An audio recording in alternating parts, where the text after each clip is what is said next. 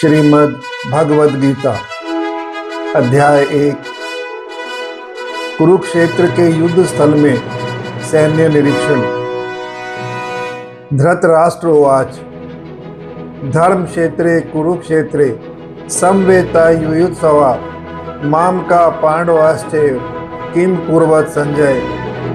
धृतराष्ट्र ने कहा, हे संजय, धर्म भूमि कुरुक्षेत्र में युद्ध की इच्छा से एकत्रित हुए मेरे तथा पांडु पुत्रों ने क्या किया।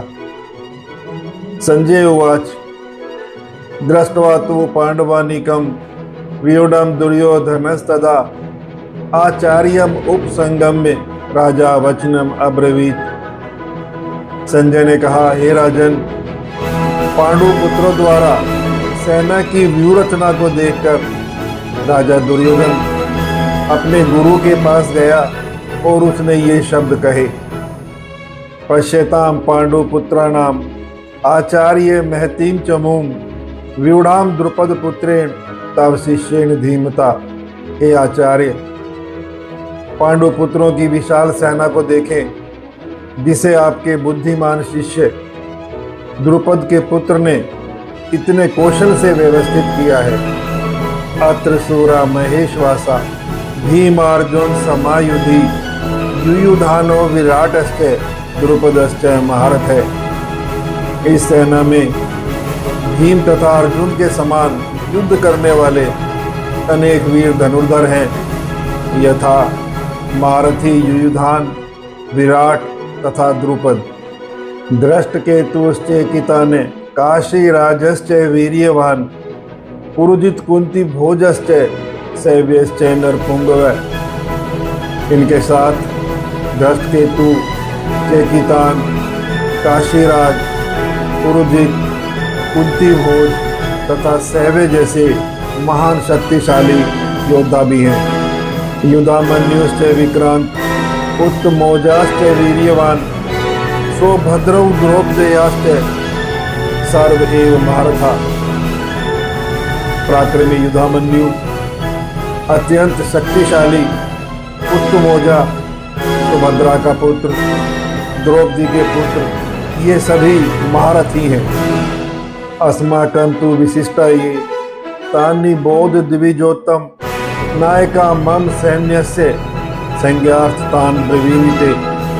किंतु हे ब्राह्मण श्रेष्ठ, मैं अपनी सेना के उन नायकों के विषय में बताना चाहूँगा जो मेरी सेना को संचालित करने में विशेष रूप से निपुण है। भवान भीष्म कर्णश्च कृपश्च समितंजय अश्वत्थामा विकर्णश्च सोमदत्तिस्तथैव च। मेरी सेना में स्वयं आप, भीष्म, कर्ण, कृपाचार्य, अश्वत्थामा, विकर्ण तथा सोमदत्त का पुत्र भूरिश्रवादी हैं जो युद्ध में सदैव विजयी रहे हैं। अन्य च बहवे सूरा मदर्थे त्यक्त जीविता नाना शस्त्र प्रहरणा सर्वे युद्ध विशारदा। ऐसे अन्य अनेक वीर हैं जो मेरे लिए अपने जीवन को त्यागने के लिए उद्यत हैं। वे विविध प्रकार के हथियारों से सुसज्जित हैं तथा युद्ध विद्या में निपुण हैं। अपर्याप्तं तदस्माकं बलम भीष्माभिरक्षितम् पर्याप्तम तिद में तेषाम बलम भीमाभिरक्षितम। हमारी शक्ति अपरिमेय है, हम सब भली भांति पितामह द्वारा संरक्षित हैं। उनकी शक्ति भीम द्वारा भली भांति संरक्षित होकर भी सीमित है। अयनेषु च सर्वेषु यथा भागम अवस्थिता भीष्ममेवाभिरक्षन्तु भवन्तः सर्व एव हि। अतएव आप सभी सैन्य व्यूह में अपने अपने मोर्चों पर खड़े रहकर भीष्म पितामह को पूरी सहायता दें।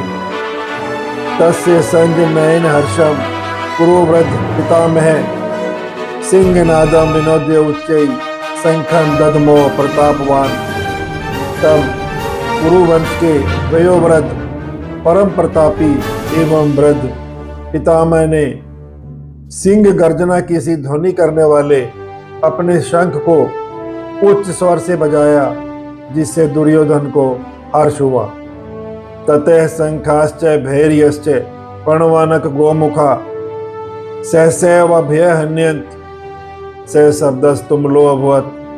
तत्पश्चात शंख, नगाड़े, बिगुल, तुरही तथा सींग सहसा एक साथ बज उठे। यह संवेद स्वर अत्यंत कोलाहलपूर्ण था। ततः श्वेतै हय युक्ते महति सैनंदने स्थितौ माधव पांडवश्चैव दिव्यो शंखो प्रदद्मतु।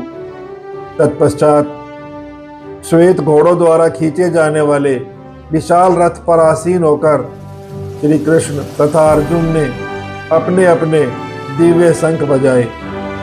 पांचजन्यम ऋषिकेशो देवदत्तम धनंजय पौंड्रम दधमो महाशंखम भीम कर्मा वृकोदर। भगवान श्री कृष्ण ने अपना पांचजन्य नामक शंख बजाया।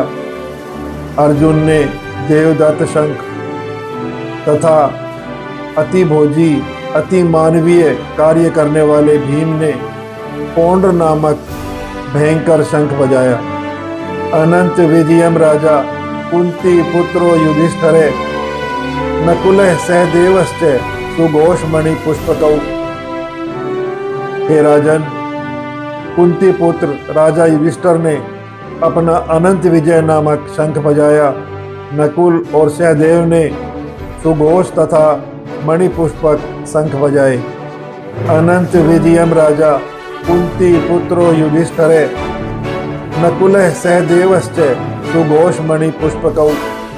काश्यश्च परमेशवासे शिखंडी च महारथे धृष्टदमनो विराटश्च सात्यकीश्च अपराज। द्रुपदो द्रौपदेयाश्च सर्वस्य पृथ्वीपते सुभद्रश्च महाबाहु शंखान दधमो पृथक पृथक। हे राजन, कुंती पुत्र राजा युधिष्ठिर ने अपना अनंत विजय नामक शंख बजाया। नकुल और सहदेव ने सुघोष तथा मणिपुष्पक शंख बजाए। वीर धनुर्धर काशीराज, परम योद्धा शिखंडी, धृष्टद्युम्न, विराट तथा अजय सात्यकी, द्रुपद, द्रौपदी के पुत्र, सुभद्रा के महाबाहु पुत्र सभी ने अपने अपने शंख बजाए। स घोषो धार्तराष्ट्राणाम हृदयानि वेदार्यत नभश्च पृथ्वीं चैव तुमलो अभ्यनुनादयन्। इन विभिन्न शंखों की ध्वनि अत्यंत कोलाहलपूर्ण बन गई, जो आकाश और पृथ्वी को शब्दायमान करते हुए धृतराष्ट्र के पुत्रों के हृदय को विदीर्ण करने लगी।